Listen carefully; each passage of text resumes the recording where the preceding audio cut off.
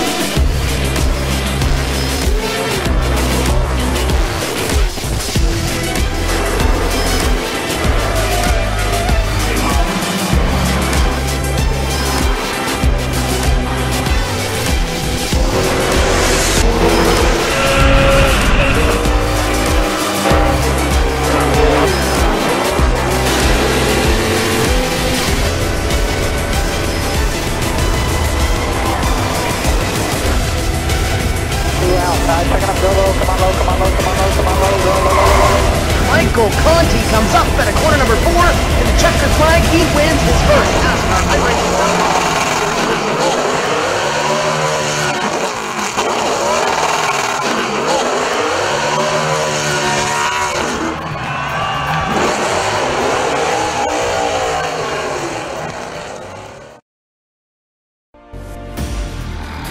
Good morning, evening, afternoon, everybody. This is Cameron Walsh with Hugo Louis on the cameras, bringing you live coverage of the Absolute Beginners Proto League GT League race here at Sebring. This is, of course, RaceSpotTV, and we'll be bringing you the next 70 minutes of this endurance race here between 3 different classes. I'm flying solo today, so do excuse just my voice, as Hugo Louis is, of course, on the expert cameras. Starting off quickly, as we are on our pace lap, we'll do a quick breakdown of the trees of cars. First of all, we have the DP Daytona prototype cars. They are going to be numerous today. Quite a few have shown up as compared to last 2 weeks ago's race at Road Atlanta. On pole is Natalino Ban with a 158.8, doing a very good time over Kevin Binkley, last round's winner, with a 159.173. Starting in 3rd is Liam Quinn, 4th, Lyant Crofton, 5th, Andrew Daniels, 6th, Jeremy R. Smith, 7th in the Daytona Prototypes class, and 8th overall is Tony Hayes, and Brent Trosson that finishes out Daytona Prototypes. As we head down Sunset Bend following the iRacing safety car, we will now go into the P2 class, the SR8 Radicals, which are starting a little bit behind some of the GT cars. Mixed qualifying, of course, as they are Andy Corkill on pole with Jimmy Eifling and Kenneth Roberts following behind, with Dennis Neagle closing out the P2 grid.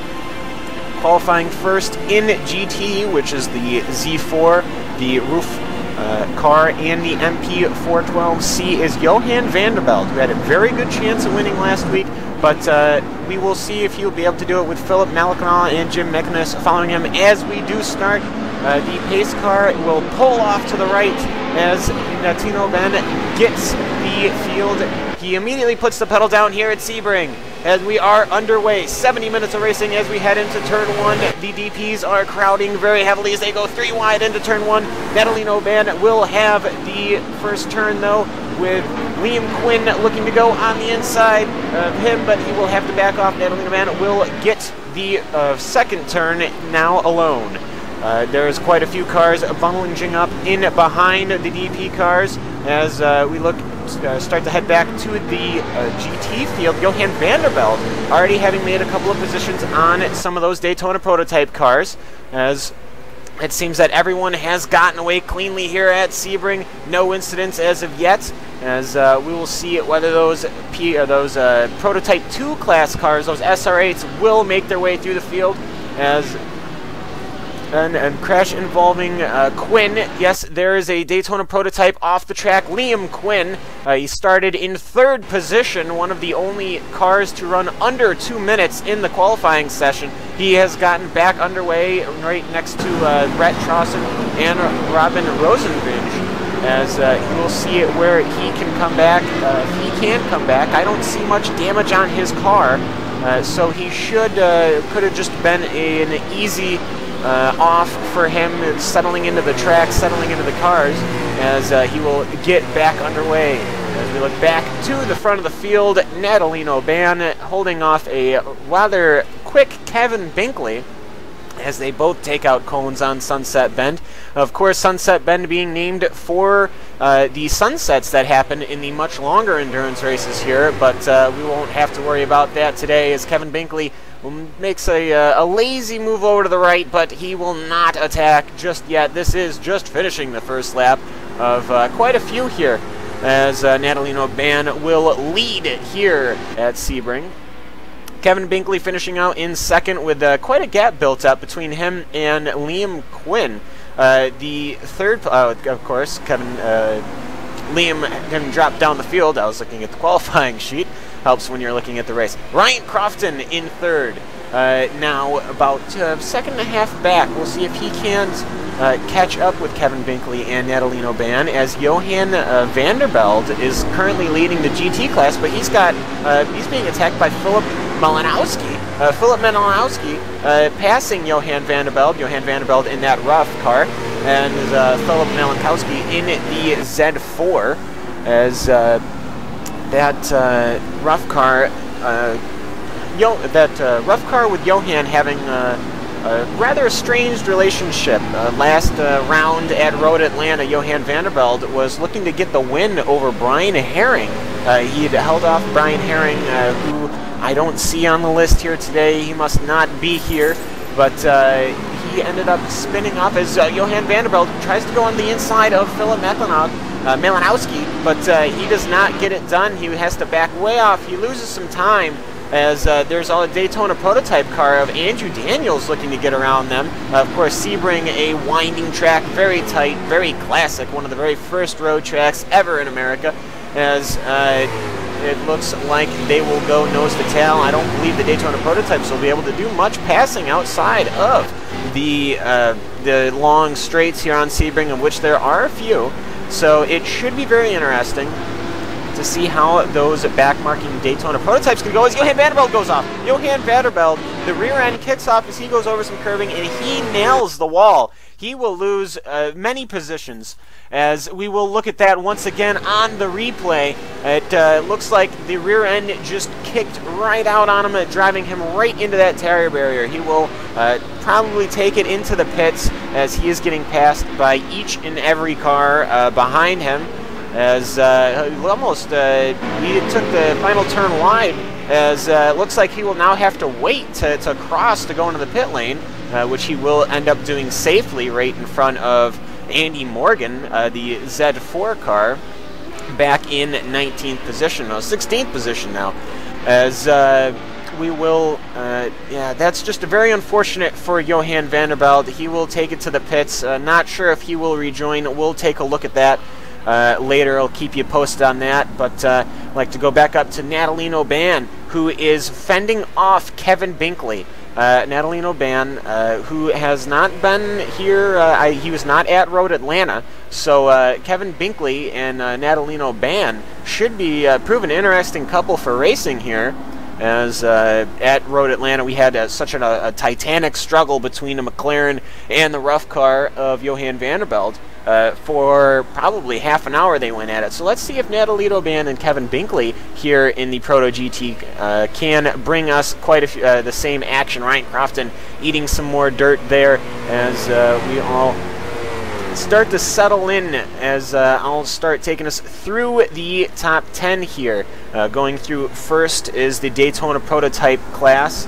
The P1 class, Natalino Ban, of course, still leading with Kevin Binkley hot on his heels. Ryan Crofton in the number 10 car is about 2 seconds back. He is able to keep in touch with them, as it seems that Dries Nice has had some kind of suspension damage, and he will have to retire.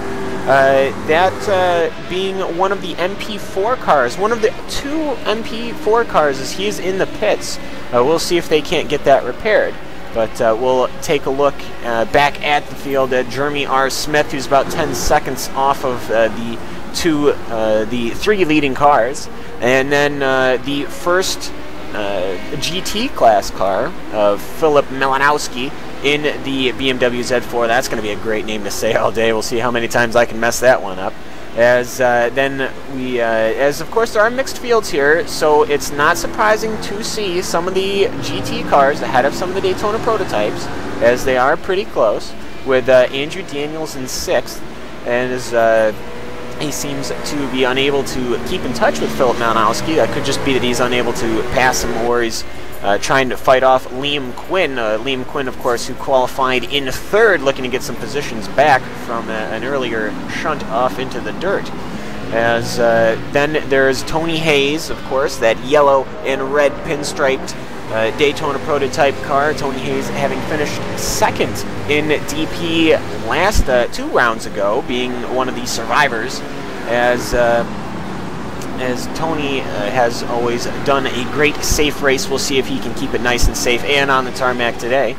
Jim McInnes, one of our other Z4 classes in GT, as he is 16 seconds off of the lead and about 7 or 8 seconds off of Philip Malinowski. Brett Trosson is another one of our Daytona prototypes, that Pennzoil colored car, as sponsored car. As Brett Trosson was one of the Daytona prototypes who ran at Road Atlanta, but he sustained some massive damage and finished 14 laps off the pace. And then there is Jimmy Eifling. Jimmy Eifling is our leading P2 car, the Radical SR8. He is in 11th position right now, trying to keep in touch with most of the field. It seems that they have a lot of straight line speed, but those bigger, bulkier GT cars are seeming to keep right in touch with the P2 class, so we'll see if they will... Who crashed? Somebody's crashed here, as... yep, Tony Hayes has crashed. Tony Hayes has spun it out. I'm not sure if he got it into the wall. Looks just like his rear end kicked out as he got on the power. He tried to counter steer it.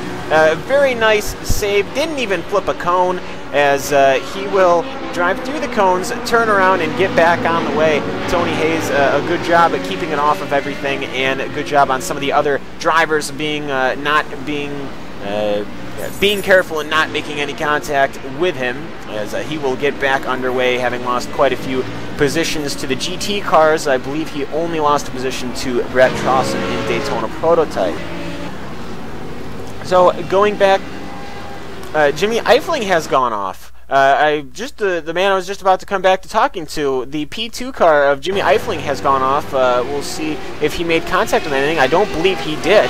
It looks like coming onto the first winding straight, that curved straight, as you'll have to apologize. I'm not very familiar with turn names here, but that's okay. As it looks like the rear end just slid out on that P2 car, that Radical, as he will get back underway. I believe he has lost a position to Kenneth Roberts. Kenneth Roberts will now, who's in 2nd in the Radical P2 class. So, with Jimmy Eifling now in second place in the P2, we will go to the new leader, Kenneth Roberts, of the P2 Radical class. As I was saying, it should be rather difficult to see how they manage with these big GT cars. I'm not sure who's going to be a hazard, if anybody. I don't. The Absolute Beginners has always put on a good show with respectful racing, but those smaller Radical cars, I'm sure, are far less durable than the GT cars, so we'll see who gets in whose way as we go on further into this race, as we are 10 minutes in. Kyle Pitson, the car right behind Kenneth Roberts, and as we go past the ticker, we'll get his accurate position there, as he is now in 12th position. He is in the BMW Z4, Kyle Pitson. He started between 3 different P2s, as one of them seems to have dropped away, unknown who that is, as he's in 12th overall, 5th in class, with Leif Peterson in that rough car right behind him, just by a few seconds. Leif Peterson being one of 2 roughs in the race, the only one that's still running, Johan Vandervelde, the other still in the pits, as about almost out of picture behind him is Andy Morgan. Andy Morgan, one of the other BMW Z4s, as they seem to be the most prevalent today, as I have yet to really see a McLaren. I think the only McLaren is Gregory Nutley and Dries Nix. So the BMW Z4 pretty much running over the field as far as number counts go, as Andy Morgan in 14th position. He's getting quickly closed on by Tony Hayes, Daytona prototype, who had just spun out earlier, looking to get back into some positions with Vincent Brem behind him. Vincent Brem in the Gulf liveried colors. Another BMW is Jimmy Eifling has spun out again. Yes, he has. Actually, that wasn't Jimmy Eifling. That was Kenneth Roberts, the other P2 car. Yes, Kenneth Roberts has spun out, and he's had to wait a very long time for multiple fields to get through. He even made contact with the wall there as he had spun out. That's very unfortunate for him to have that nose go into the barrier there, but it's even more unfortunate he had to wait for all those cars to go past. Very bad luck for him, as it seems that Jimmy Eifling and Kenneth Roberts will be trading positions simply by who stays on track the longest. We'll see who is able to get out on top of that, as Jimmy Eifling will regain the lead in P2 car, the P2 class of cars, as so going through the rest of the field, just finishing out the tops as we are past the top 15, is Vincent Brem in that Gulf liveried car, followed by Gordon Wilson, another BMW car, and then finally our one running McLaren right now of Gregory Nutley. Nutley, who unfortunately had a couple of spins in the Road Atlanta race, hoping to just pick up some positions by surviving. He's 58 seconds off of the leader and about 40 seconds off of the GT class leader. As then looking back into our running wounded, Kenneth Roberts in 19th position. He seems to have picked up quite a bit of front end damage, as that's probably going to be slowing him down for sure. After they go to the pits, we'll see if they can't get that fixed, but looks like he'll be waiting until normal pit times before doing such. Kenneth Roberts being followed by Andy Corkhill, a white P2 car here, as the Radicals SR8 car I'm pretty unfamiliar with, but puts on a pretty good show. Will be chasing down Kenneth Roberts. We'll see what they can do there. And finishing out the P2 class is Dennis Neagle, who's following behind. So these three P2 cars are all within about 10 seconds of each other, and they're all in the very back of the field. Are wounded so far. It was a very clean start here at Sebring, which was rather surprising. It gets very tight very quick, as the only woundeds are Dries Nice, who damaged his McLaren. He got that repaired, and Johan Vandervelde, our P2 winner, or came in second on the podium at Road Atlanta, our winner in the Kia series, in the opposite series, as he is having a very bad race. Already, it was 5 minutes into the race, and he had already damaged his car rather significantly. He was in the pits for quite some time. He is running 3 laps down. So, with that run through the field, we'll head back in complete circle, as right behind Johan Vandervelde is Natalino Ban. Perfect timing there, as Natalino Ban still being chased closely by Kevin Binkley. Still 0.3 of a second. I haven't seen anything over 0.3 of a second between the two, with Ryan Crofton still behind, and Ryan Crofton will go into the grass. He's picked up some front end damage, unknown where he picked that up from, but I've seen him pick up the dirt there quite a few times, as finally it's gotten to the back of him, as he went wide, as he seems to have some network issues, or maybe that's just me, as it seems that damage is cleared up. So either he still has the damage and I just don't see it, or I never saw the damage and I'm just seeing things, which is probable. So Ryan Crofton now giving an even greater gap to Natalino Ban and Kevin Binkley, as we will, let's see, look here, in 4th position, Jeremy R. Smith and Liam Quinn in the top 5 in Daytona prototypes. The Daytona prototype field has worked through the GT class cars, the last of the DPs in 6th being Andrew Daniels, and 7th being Philip Milanowski. overall, is our first GT class runner. Philip Malinowski had quite a quick assault by Johan Vandervelde, but Johan clipping some curbing on the exit turn to Sunset Bend, and did some very significant damage to his car, as we said earlier. So Philip Malinowski is just soaking in the draft from that Daytona prototype, and he is building quite a gap to Jim McInnes, the second running BMW Z4, and Kyle Pitson, the third running BMW Z4, as it seems that they are quite the mob today, as they're all about 14 or 15 seconds between each other, the GT podium leaders, with Kyle Pitson being under attack by Robin Rosenvinge.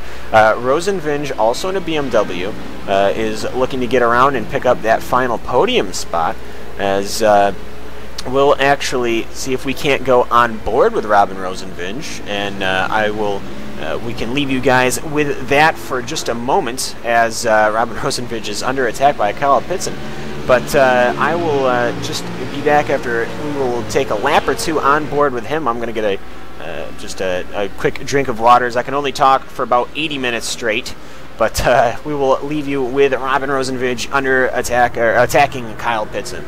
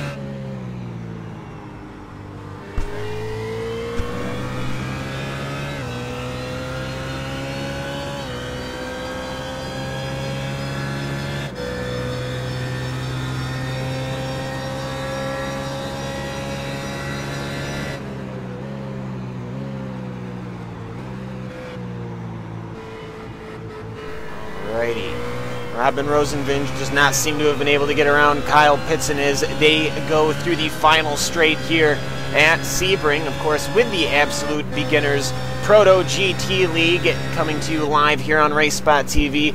I'm still Cameron Walsh, and that's still Hugo Louis on the cameras, as we are taking you through the 70 minutes here at Sebring. Natalito Ban is in the control of the lead.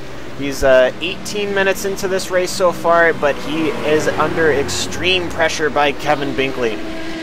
Kevin Binkley has been on his rear end literally the entire race since the pace car pulled off, as they look to complete another lap. They're going up Sunset Bend, one of the only turns I know, as that is just a show of two, and right now Ryan Crofton out of the picture in third, but having a very controlling lead over Jeremy R. Smith, with Liam Quinn in fifth position for the Daytona prototypes.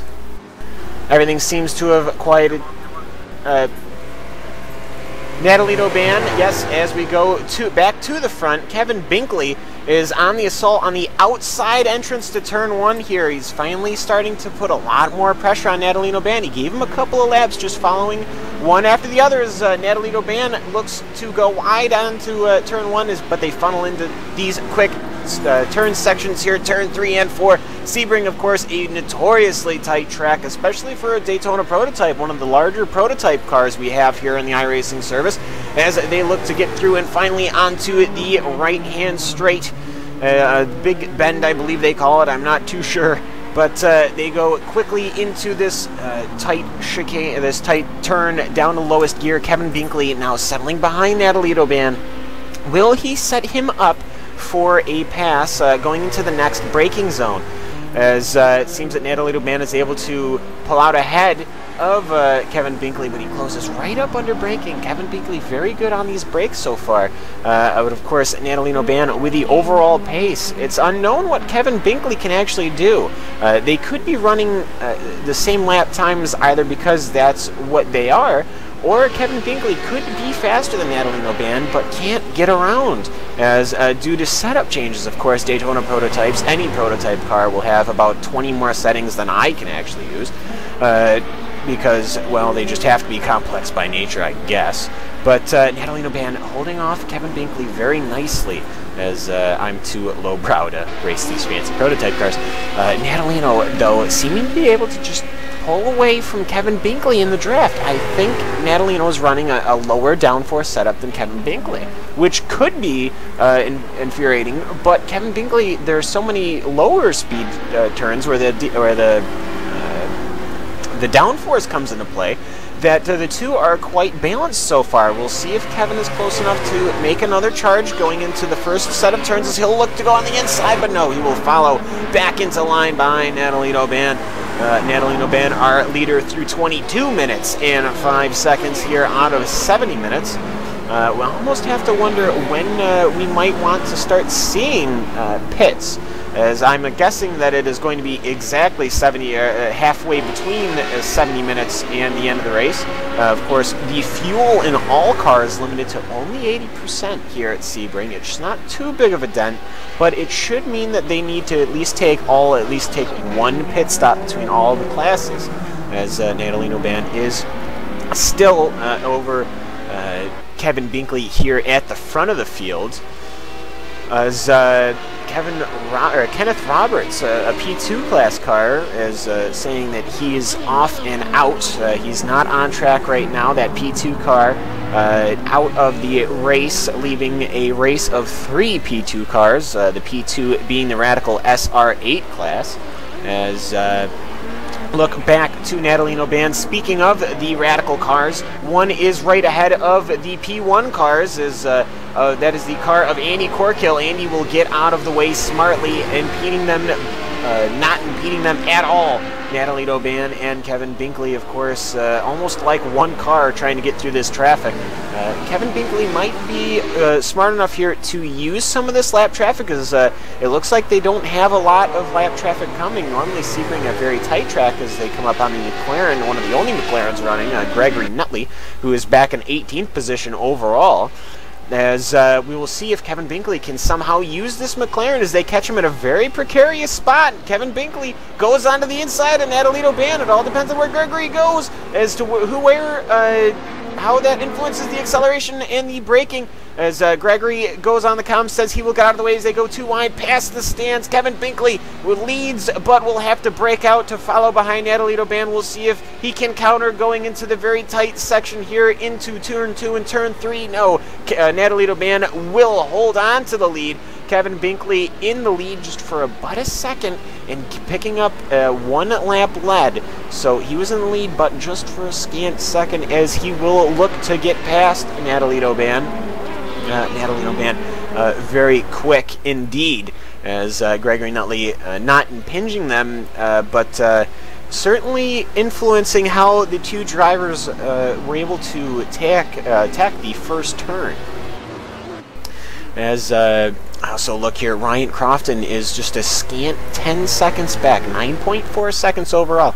I thought he had fallen back quite a ways. I'll have to take a look at the laps here, but it seems he's running nothing but 2 minutes, as Kevin Binkley is running the exact same race pace, if a few seconds slower, than the two front leaders. So Ryan Crofton, should Kevin Binkley and Natalino Ban have an unfortunate contact, will look to pick up these positions, as he still seems to be having some networking issues. Unfortunately for him, we'll see if that won't transgress into something more sinister. But Natalino Ban and Kevin Binkley is the fight to focus on right now on the track. Only 1 or 2 other duels going on at the moment, but this is for the overall race lead. in P1, these Daytona prototypes, the P1 class, as Kevin Binkley looks to probably repeat what he did going into this turn last time, which was going onto the inside of Natalino Band and using, I'm guessing, his higher downforce to get on the acceleration more. But doesn't seem like he's able to do it this time. Natalino Band able to take a good line going through the track, as these Daytona prototypes are just able to mound over the sheer amount of bumps there are on the start-finish straight, as their cars are normally rocking all around, but these GT cars and these prototype cars are able to take them rather easily, as they go once again through this tight first sector. As Kevin Binkley, though, the rear end kicking out on that car, he's able to save it, able to keep it out of any tire barriers or anything, but I'm starting to wonder if perhaps he's pushing a little too hard on Natalino Band, and maybe he's starting to overload those tires. Or it could go the same way to Natalino Band. Maybe Natalino Band is having to overcook his tires. So it's becoming quite an interesting duel that we will have to focus on for the rest of this race. Granted, these two guys are able to keep in touch with one another. I can imagine that they're going to pit at the same time, whenever that would be, as we are 26 minutes into this race, about 27 right now, as they look to complete another lap as they're finishing through the second sector right now. But it just looks like Kevin Binkley is either biding his time and waiting for a hole to open up. He's leaving his car on the outside, going through this series of left-hand kinks, but ultimately it's just going to be a position of where he can actually go too wide. That whole sector is one after the other. It's really hard to take any of that too wide, because if you do, you're going to lose a lot of time and space as we go up Sunset Bend once again. We'll have to see if Kevin Binkley can go on the attack to Natalino Band. Natalino Band having a very good time getting away from Kevin Binkley. So obviously Natalino having a very lesser downforce than Kevin. But we'll see how they can go through as they finish yet another lap. It has never been more than 0.3 of a second between these two guys, which is very impressive from the both of them, especially going through traffic, as I believe they've got to at some point start coming up on traffic. 28 minutes into this 70-minute race now. 1 hour and 10 minutes, of course. As is that the leader of BMW? No, that's Gordon Wilson. Gordon Wilson in 17th place overall in the BMW class has spun out in front of them, but thankfully not impinging anything or even damaging his own car. He looks like he just spun it out and was able to get back underway, as we'll look back forward to Natalino Band, as he is just still being pressured so politely by Kevin Binkley. I think there was a couple of times Kevin could have really pushed the subject and could have potentially made contact, but he's just smartly whittling his way through, seeing where Natalino's good, seeing where Natalino's car isn't that good, and figure out a plan to get around the car. And that's great racing to watch. It might be a little boring just to watch one car chase the other, not swerving left or right, but it's very smart, very tactical driving right now from Kevin Binkley, trying to figure out how he can get around Natalino Band in a way that doesn't allow Natalino to immediately recover, and especially guessing through drafting here that Natalino would probably be very easily to pass Kevin Binkley on Sunset Bend, unless unless these cars just make such they screw the air up so much behind them that there could just be no drafting between the two cars, which I don't believe. I mean, these are Daytona prototypes, but I haven't really raced them since their recent physics changes here on iRacing, as of course they are always improving these cars, and always somebody goes off. Natalino Band finally goes off. That rear end will kick out, and his entire front end is destroyed. We will definitely have to look at a replay of that as he backs into the wall, doing even more damage to his car. He destroyed that front end. As we do look at the replay, it looks like he finally got on that power. Those tires giving ways. He looks like he just got on the power just a little too much. Takes out a cone and slams right into that metal barrier. He absolutely demolished the front end of that Daytona prototype.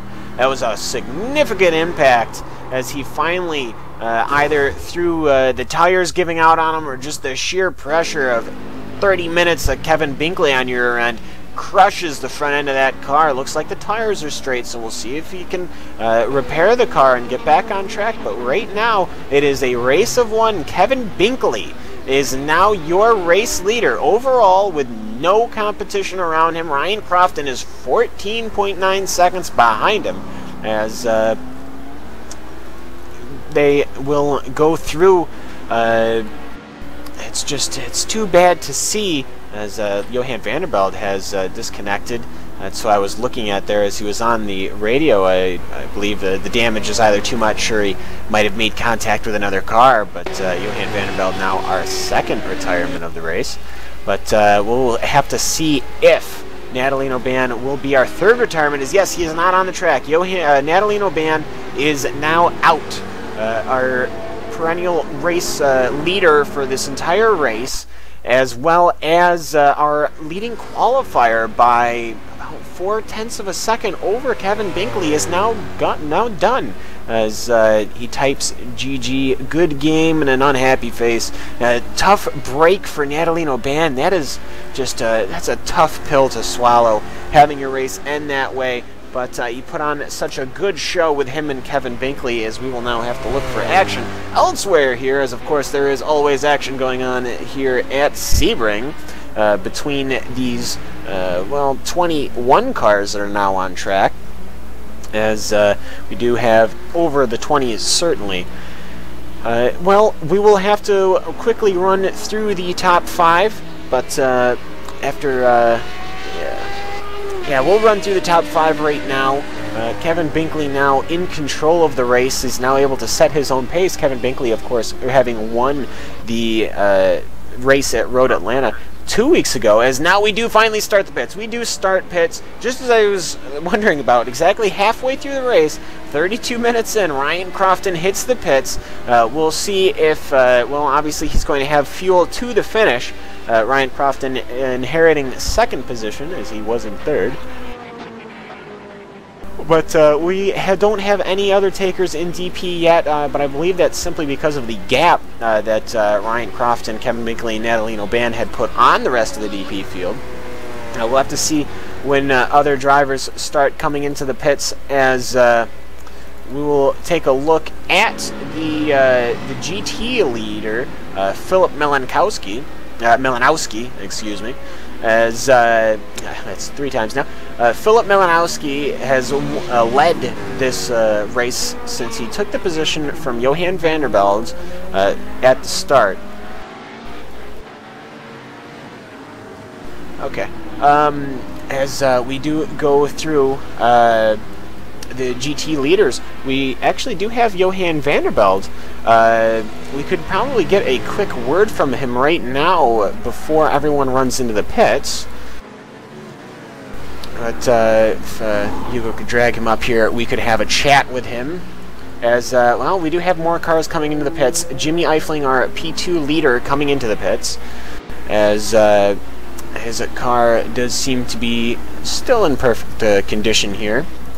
So he will get some virtual race fuel and probably some 4 brand new tires, as yeah. There we go. Johan Vanderbilt will join us for about a brief moment here before the pitting frenzy will begin. Johan Vanderbilt, first of all, very unfortunate to see you have such an off so early in the race. Well, you were fighting for position with Philip Milanowski. Johan, why don't you just tell us what happened there? Yeah, I just screwed up. I think I gave a little bit too much gas coming out of the right-hander, and that sent my car around. I tried to catch it, but I was too late. So the car was in the wall. I tried to continue with a slightly repaired car. In the hope of other people retiring, but I was just a danger to other people if I would have continued, because I needed to hold my steering wheel like 30 degrees to the right to be able to go in a straight line. So yeah, that's why I retired today. Yeah, very unfortunate, and of course that's the smart move to make. You don't want to be ruining other people's races, so Johan, very smart there. But this is the second round in a row where that rough has spun you around. You must not be very happy. with the makers of that RT12R track car. So are you going to be staying in that rough, I guess, is my next question. Yeah, the Rev and I had a difficult marriage this season. No, I won't stay in it. Next season I'll drive the Corvette. In the hope that Very nice. yeah, in the hope that will go a little bit better than the track version of the Rev. Yes. Well, there's only one other rough racing, as they do all go into the pits now, as they are starting to stream, and of course Tony Hayes also going into the pits. But that's just it was very unfortunate. I was hoping I saw Philip Malinowski there pass you, and I was wondering, oh boy, are we setting ourselves up for a different race here? But then we had a big race between Kevin Binkley and Natalino Ban ending his own race, exiting the final turn of the race. But, so, Johan, you said you are going to be in the Corvette next season, so perhaps you can fill everybody in on what the plan is just for next season. Of course, I know, but it's better to get it straight from the man with the brains. So what is going to be the setup for the next season here for the Advanced Beginners League Proto GT Cup? So in the Proto GT Cup, in the normal cup we stay with the same cars. So Cadillac, Ford GT, Kia, Mazda, and SRF. But in this always class, exciting. Yeah, that's always exciting. And in this class we'll change a little bit. We'll stay with the GT3 cars, so the BMW, the McLaren, and with the REV. We also add to that a new class with the REV rear-wheel drive, and a class with the Corvette. So the prototype and the Riley and the Radical will be changed for some other classes, which hopefully will will create some great racing. Yes, the Corvette, the GT1 car, of course, is in fact quite a bit faster than those GT3 cars, and then having that, I think that's the C-Spec rough, or is that just the all-wheel drive one?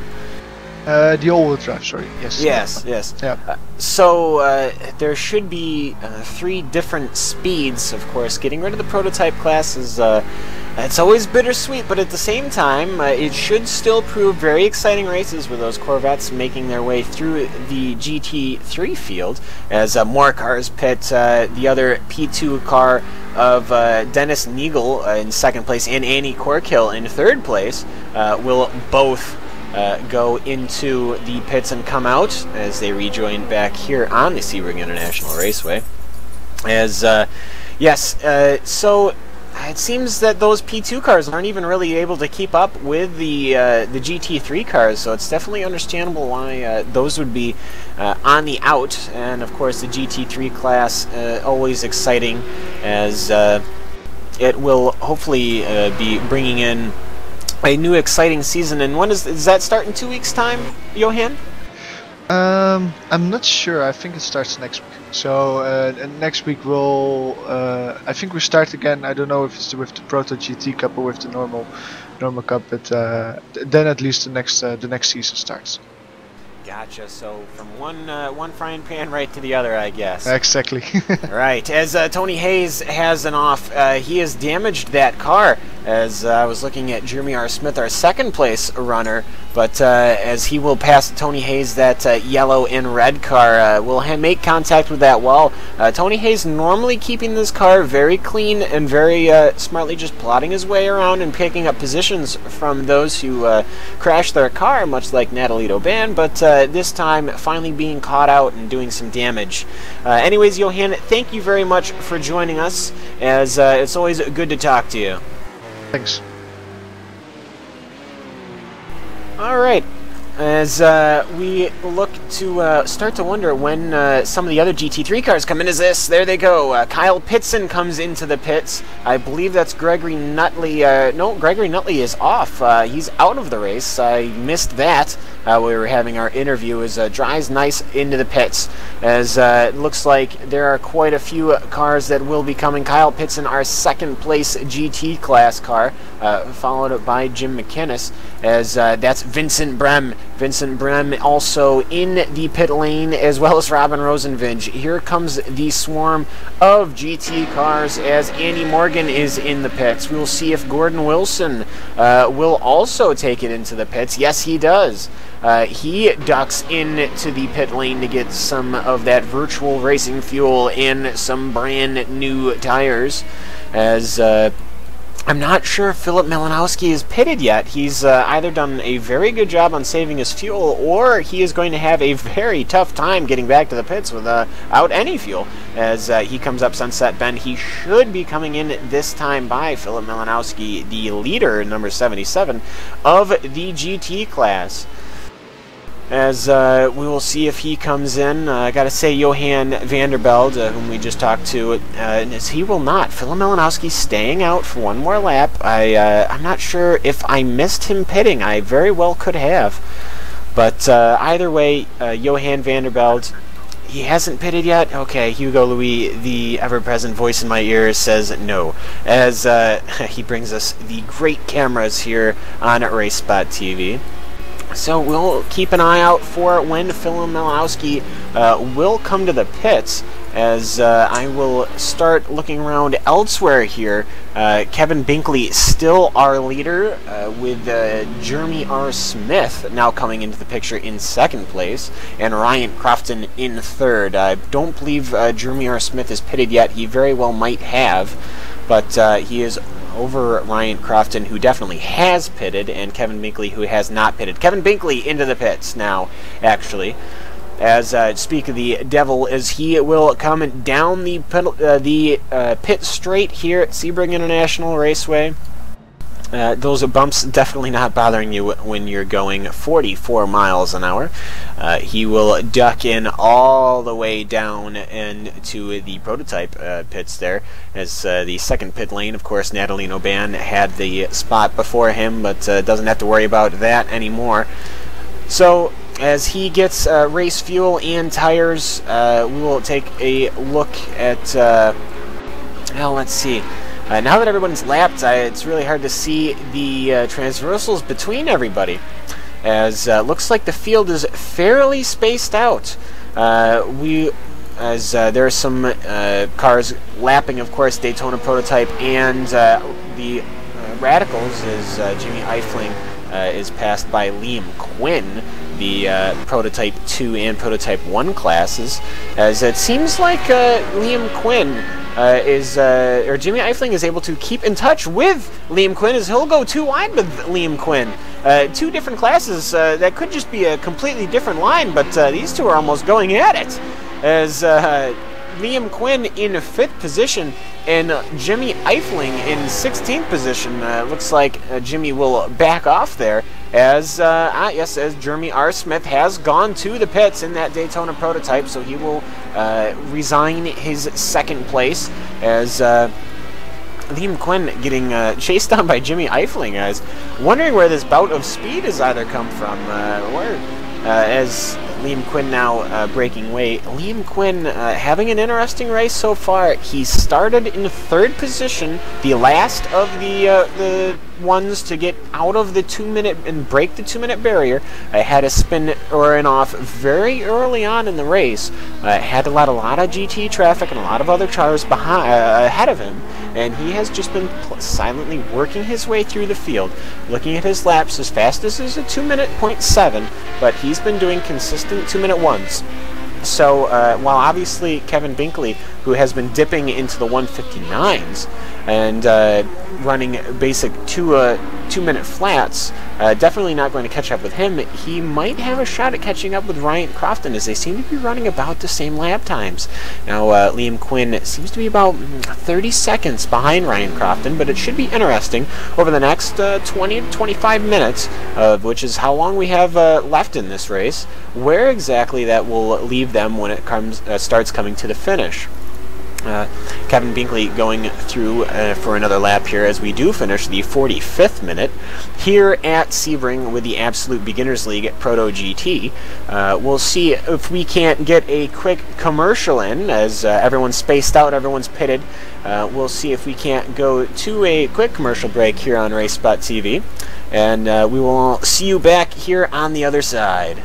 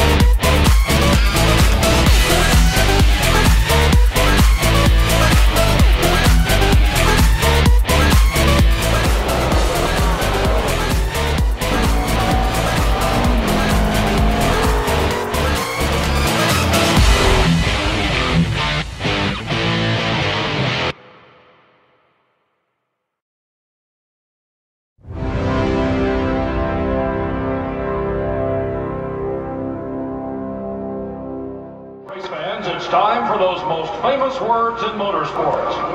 Drivers, start your engines!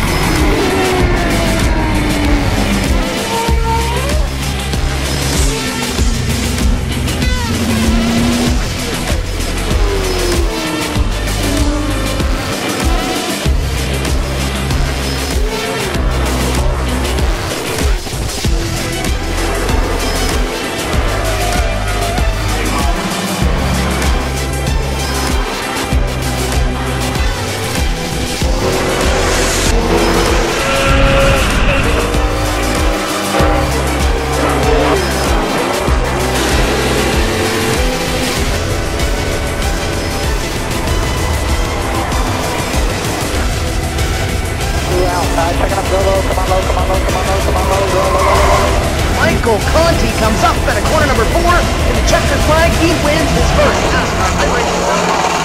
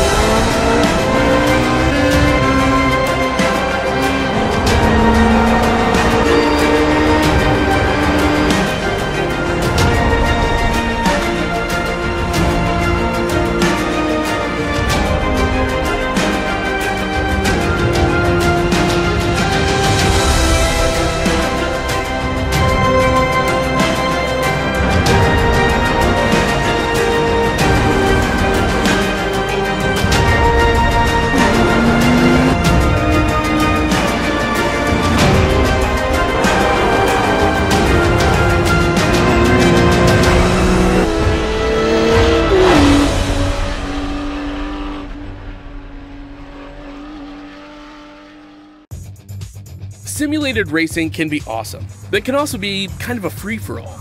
Interestingly, auto racing faced the same problem in its earlier days.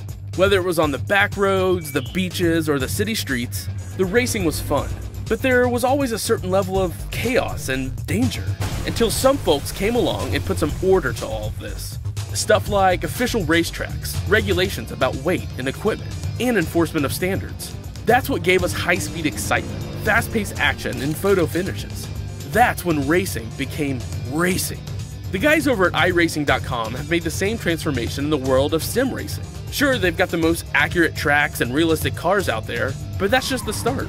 See, iRacing analyzes the performance and results of each driver in every race, so you can be sure you're always placed in races where the competition will be tight, and that those reckless drivers who ruin it for us all are kept in the pits.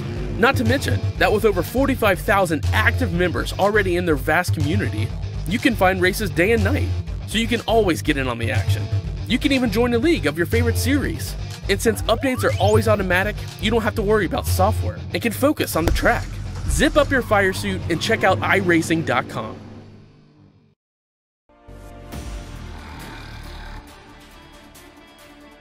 Alrighty, ladies and gentlemen, boys and girls, hello. This is Cam Walsh with Hugo Louis on the cameras with RaceSpotTV, bringing you live coverage of the Absolute Beginners Proto GT Cup here at Sebring International Raceway. We are 50 minutes into this 70-minute race. As we get back under the coverage way here, Kevin Binkley is in the lead, rather commandingly 16 seconds over Ryan Crofton. Stories of the race so far is early on, Johan Vandervelde in one of the only rough cars and who was a contender for the race win 2 weeks ago at Road Atlanta, ended his race very early. He came on and had a quick word with us saying that he just got on a power too fast and then took his car out due to damage. Other big story of the race is Natalie Oban, our first place qualifier, who was the only one to get into the 158s here at Sebring in the Daytona prototype, who had a very, very great time trying to defend against Kevin Binkley for half an hour.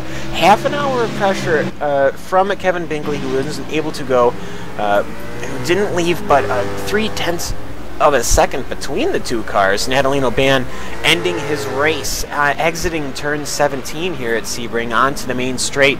A severe impact, huge impact into the inside barrier. As very unfortunate for him. Since then, Kevin Binkley has been able to just pull a lead out even through the pits. He has not lost the lead even through the pitting, as Ryan Crofton is the P2 car. Right now, going through the field in GT, as I believe we have a battle between Andy Morgan and Robin Rosenvinge, or somebody else maybe. But either way, the leader right now of GT is Philip Malinowski. Philip Malinowski has been the leader of the GT field since since taking the position from Johan Vandervelde at the very start of the race.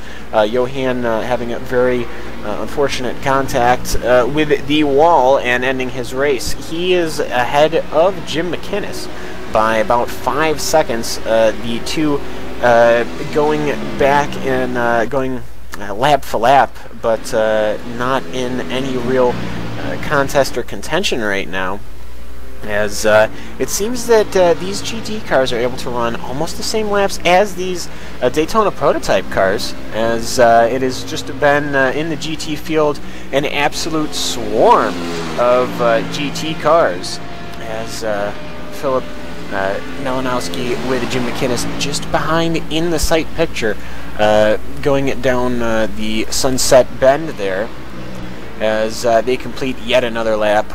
The GT cars on lap 27, and as well, actually, the prototype field hasn't even lapped the leader of the GT class, which is rather surprising. So two of the GT cars are on the same lap. They will be getting lapped by Kevin Binkley with time to come, as Kevin Binkley is coming down one of the final turns here at Sebring.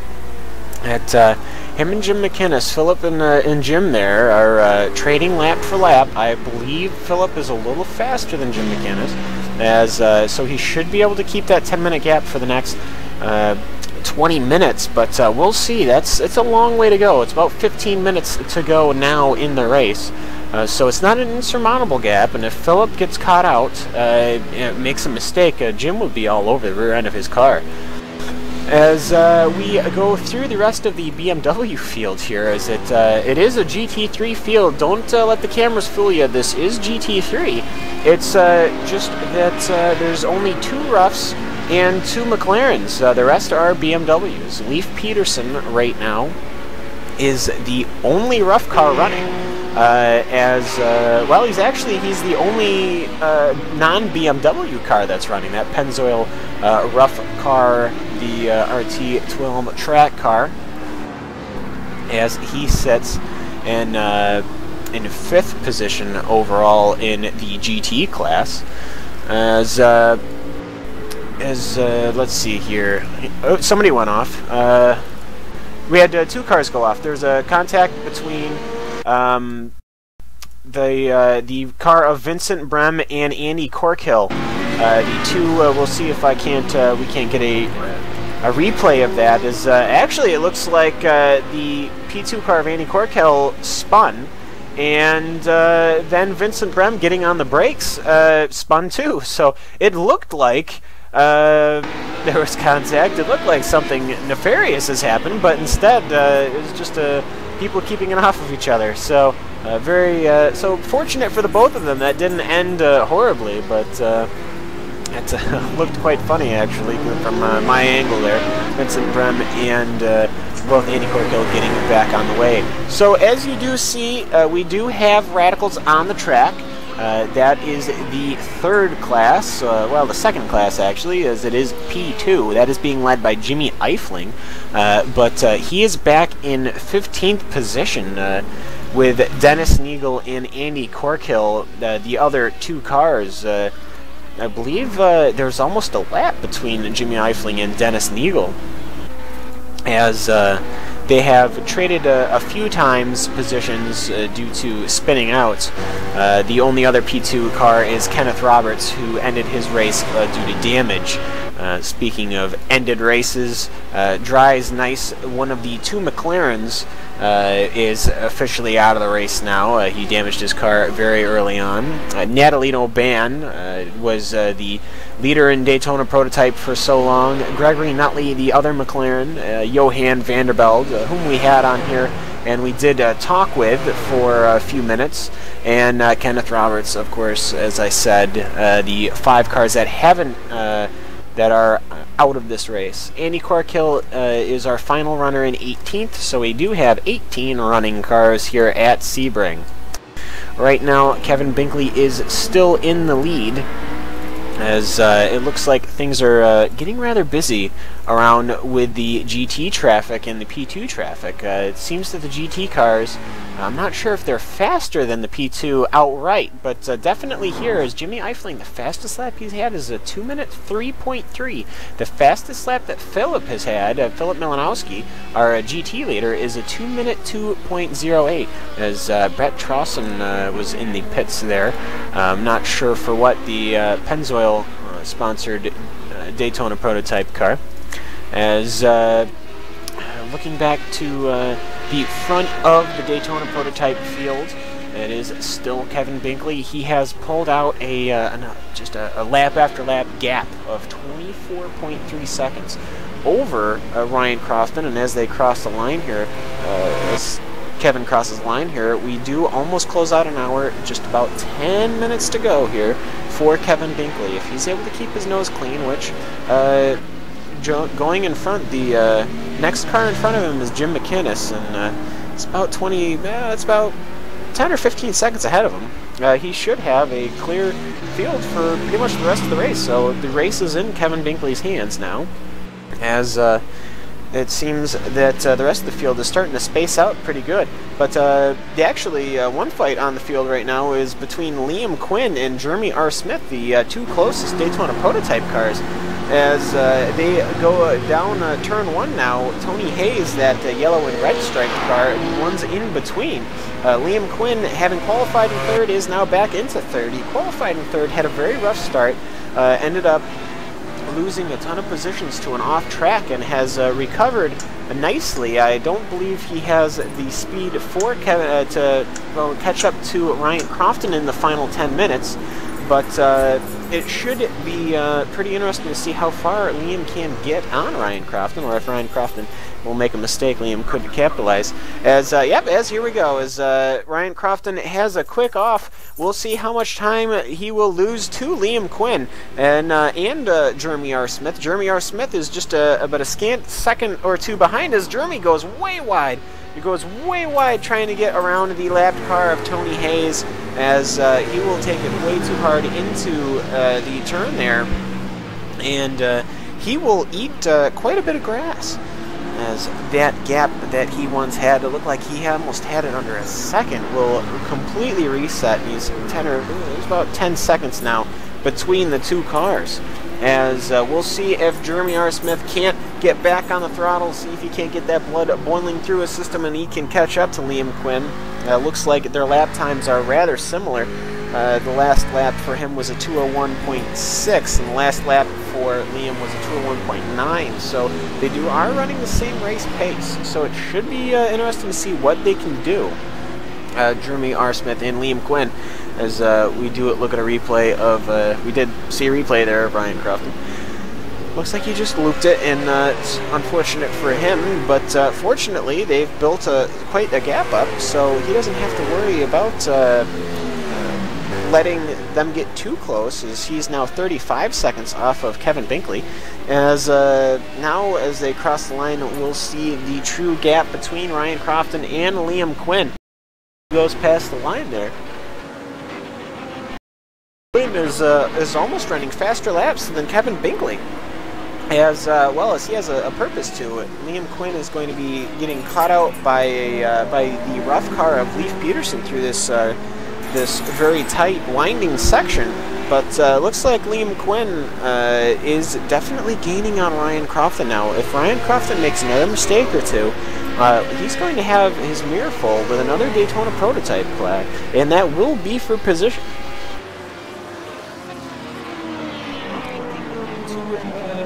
Grand Touring class, the GT class of Philip Malinowski and Jim McInnes, that's stabilized, as it just seems that everybody's spaced out rather well. I don't see Tony Hayes on track anymore. I'm wondering if he had an off and he crashed it. He must have, seeing as he is no longer on the racetrack. But unfortunate for Tony Hayes, he's normally just a clean runner, and that's just unfortunate for him, as he's in 10th and will drop back to probably about 20th after this lap or two. So we've got about 7 minutes to go, 7 minutes and 30 seconds to go here at Sebring on RaceSpotTV, and it looks like Kevin Binkley will have a very easy time coming through with the win. Doesn't look like there's much battling going on, but Vincent Brem and Robin Rosenvinge are two cars that are fighting for position right now in the GT field. This is fighting for 6th overall in sixth in GT, 11th overall. Robin Rosenvinge and Vincent Brem. I know Robin Rosenvinge raced last week, and I forget where he finished last week, but he didn't make it to the race at Road Atlanta. But Robin Rosenvinge going on the inside of Vincent Brem here, as this is now a fight for 10th overall, as Robin Rosenvinge will take the inside line, Vincent Brem the outside line in that Gulf liveried car, as they are going too wide into the intersection. Somebody has to get ahead of somebody here. Who will back out? It will be Robin Rosenvinge. No, it will not be, actually, as they made contact. They made contact. They went too wide into the turn there. It looks like Vincent got wide, and we will have to look at that on replay, as Vincent Brem apologizes on the radio communications to Robin Rosenvinge for hitting the side of his car. It doesn't look like they did any damage, but it just looks like Vincent Brem got on the power and just was going to spin it out, but made contact with the front end of Robin's car. Unfortunate for that there, But as we have another car that has spun out, a P2 car of Dennis Neagle. I believe Neagle, yep, there, the P2 car of Dennis Neagle spinning as he tried to let the car of Jeremy R. Smith go by, but no damage to him at all. As so, a little last-minute chaotics here going on as the fight for the 10th position closes up between, has finished up between Vincent Brem and Robin Rosenvinge. No other real fights going on track, so to speak, as Tony Hayes is in the pits now, but surely they won't be able to get that car out before the race is over, as we do have but a few minutes to go. I'd say they're probably going to get 2 more laps, so it'll be a 35-lap race for these Daytona prototypes, as it's actually in an interesting storyline here. Philip Malinowski and Jim McInnes have not been lapped by Kevin Binkley. The BMW, the GT3 class, the GT3 class is able to go lap for lap with the Daytona prototype and lose only about 2 to 3 seconds a lap. I think that's so interesting, and as we had Johan on with us about halfway through the race, the prototypes are going away. Well, this is probably one of the reasons why, as the Corvette will be taking over the GT1 responsibilities, so they will be leading the field next season here at with the Absolute Beginners Proto GT League. Obviously, it will. Not sure if they're going to rename it, but the Corvette will be the top king here next season. The BMW, who's definitely the king here today. The first 3 are BMWs, and the last 5 are BMWs, as there are only 2 of the other 2 races, race car classes between the Rough and the BMW. So the Corvette will be our GT1 leader. All 3 of the BMWs, all 3 of the GT3 class cars will be there, as well as the Rough all-wheel drive car. The 4-wheel drive car will be the slower of the 3 classes. So it will be interesting to see what they do next season, and I'm pretty sure we're going to be bringing that to you, as Kevin Binkley is looking to come to the white flag. I'm going to say this should be either the last lap for him or 1 lap to go. 1 lap to go? Okay, Hugo Louis in my ear there, informing that we do have 1 lap to go, and of course, thank you, Hugo Louis, for the great coverage here with the video. And of course, I'm Cam Walsh solo here on the commentary. Will Vincent partying too hard with the Raiders as they're in town, which is not a comment you hear all the time, and everyone else just tied up as we do our best to cover. Well, I do my best to cover. Hugo's always doing his best, but I'm trying, as Kevin Binkley will come here to take the final lap here at Sebring. It looks like the race is purely in his hand. He will get around Tony Hayes, no problems there, as goes through turn 17. This will surely be the final lap. The white flag is out. Kevin Binkley is our leader with 42 seconds over Ryan Crofton, and Liam Quinn is 53 seconds off of them. So that means everybody now just has 1 to go. No, everyone else has spaced out fairly well, as it doesn't seem like, other than Robin Rosenvinge and Vincent Brem, I don't know how Vincent Brem got ahead of Robin Rosenvinge. Ladies and gentlemen, we have a problem here. How did they switch places? Alright, apparently Robin Rosenvinge is now in 11th and Vincent Brem is now in 10th. Obviously somebody spun out, and it's got to be Robin Rosenvinge. I don't know when that happened or where that happened, but right now Robin Rosenvinge is kind of like right behind Vincent Brem. They've got about 4 or 5 seconds between them, but they've got another lap. I don't think, unless Robin's spun out and he's done damage to his car, or he's just gone to be much slower with the front end damage. Just looks like Vincent will finish out the top 10 here. I don't know when that happened. We'll have to see if we can't find somebody to tell us that. But right now, all the eyes are going to be on our class leaders here of Kevin Binkley, Philip Malinowski, and Jimmy Eifling. As we keep forgetting, we don't keep forgetting, but Jimmy Eifling is back in 14th in that Radical SR8 car, as he is the leader in P2.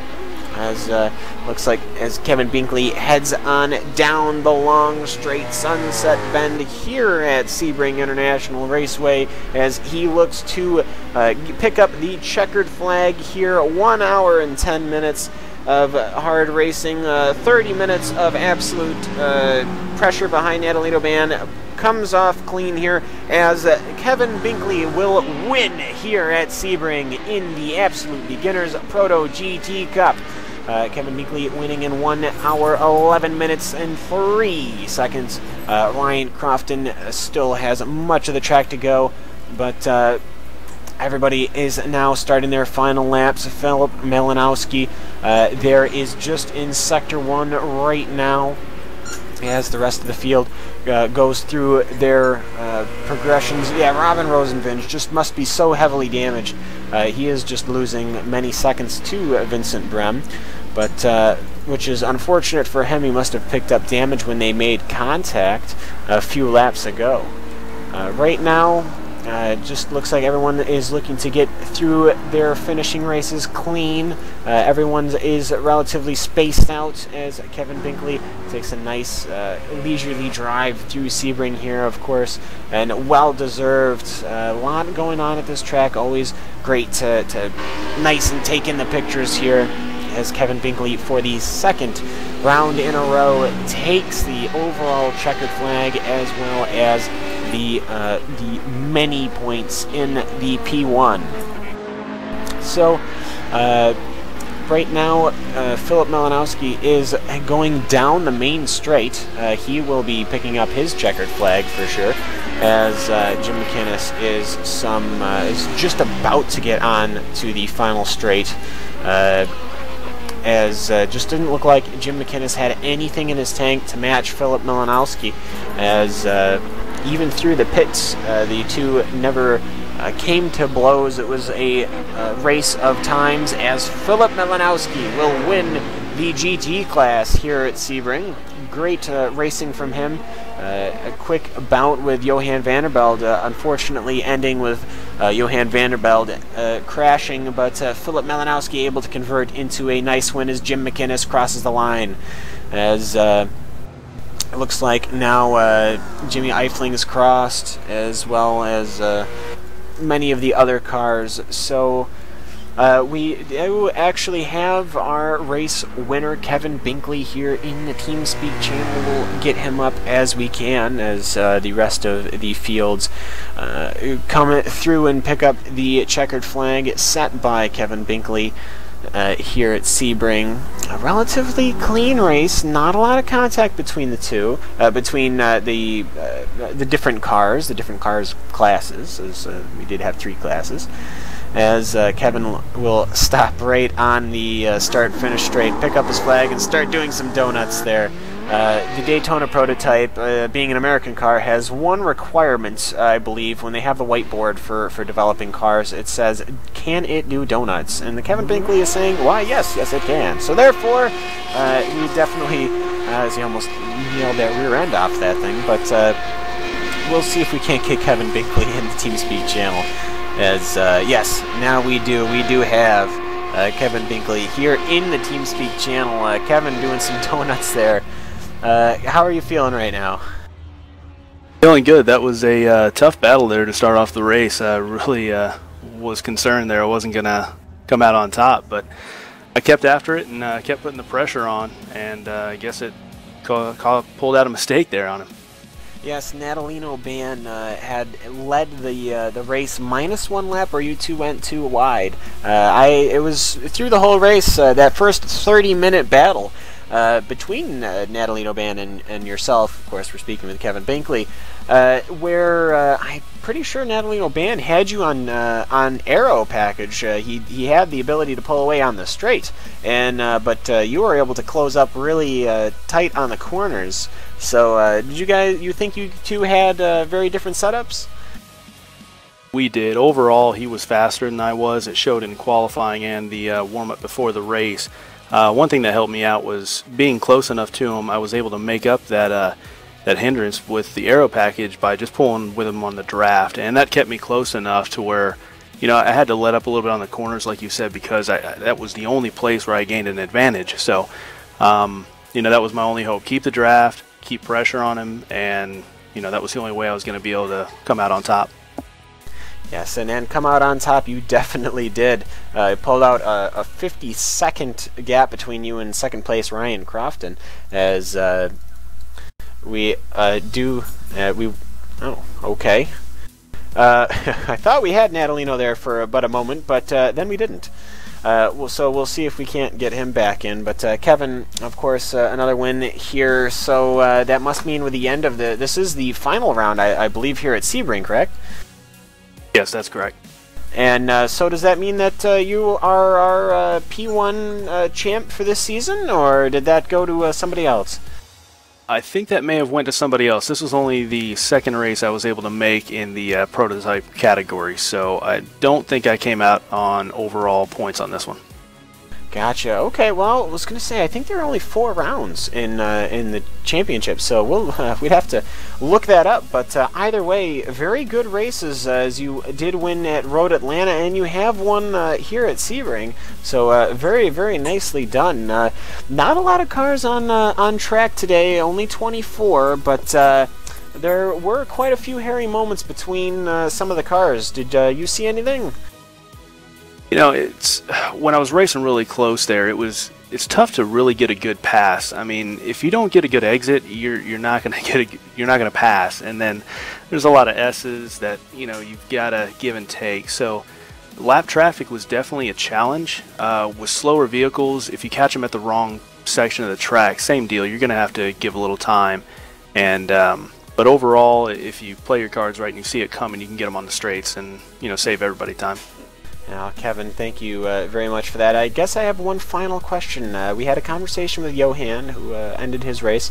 The BMW, the GT3 cars were only a couple of seconds off a lap than the Daytona prototypes. Next season, which car are you going to be racing in, as your prototype will no longer be racing in the series?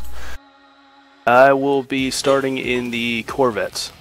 Very nice indeed. Gives kudos for me. Another American car that can do donuts, as we'll hope to see some from Kevin Binkley. Kevin, thank you very much. Anybody else you'd like to thank? Just all the guys for a great season. Everybody's really respectful, good racing, and you guys for doing the broadcast. Really appreciate it. And we're always happy to do that. Natalino, are you with us here? Hey, yeah. Yeah, well, we had a great first half an hour there. You were able to hold off Kevin Binkley, but just. Finally exiting turn 17, looks like you just got on the power and you had a massive impact to that inside wall. Why don't you just take us what through happened there? Yeah, first of all, congratulations, Kevin.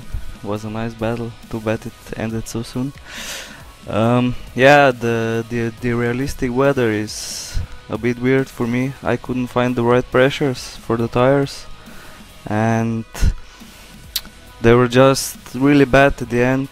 So I was gonna pit in like 2 laps to take new tires and change pressures, but just a bit too early on the power, and the car just went really weird, and I couldn't save it.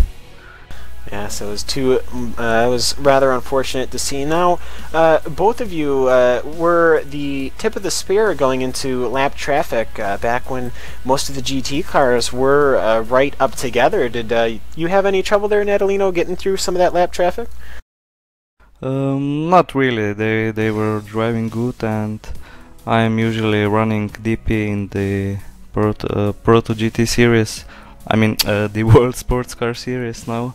So I'm kinda used to it, because I really like multi-class racing.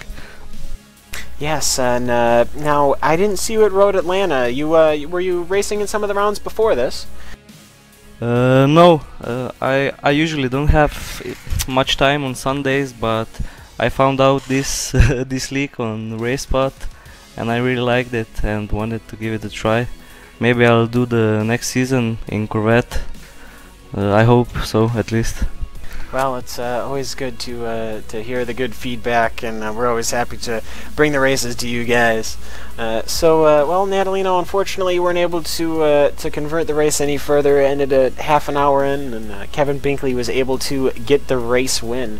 Unfortunately, we're unable to get our GT winner in here, but I believe that, well, from me, Cam Walsh, and Hugo Louis, that I think we're almost out of time here. So, alrighty, let me see if I can't get a quick results page up here, and then I'll just shoot through the list real quick, and then we can go from there. Yep, and here we go. Okay, I do have the results page here. Just to run down quickly through Kevin Binkley is our overall winner in the Daytona Prototype. P1 class is Ryan Crofton finishes in second, Liam Quinn in third, and Jeremy R. Smith in fourth.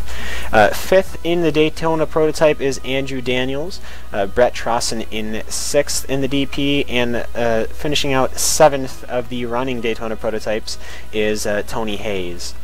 Going to the GT class, Philip Milanowski has won over Jim McInnes in the BMWs, as Kyle Pitson finishes in third, finishing out the podium over Leif Peterson, one of the only refs on the day. Vincent Brem, followed by Robin Rosenvinge, the two making contact through the very closing stages of that race. Vincent Brem getting the better out of that too, with Andy Morgan and Gordon Wilson finishing behind them. In the P2 class, Jimmy Eifling takes the win, with Dennis Neagle and Andy Corkhill finishing out the podium. And outside of that, I believe here we are going to be all set. I have to go save the stuffed raccoon for my Jack Russell Terrier, as she's freaking out that I threw it on top of a cardboard box. And, well, first world issues. So, well, for here on RaceSpotTV, I'm Cam Walsh. He's Hugo Louis on the cameras, and this has been the Advanced Beginners League Proto GT here at Sebring. We will hopefully see you all next season.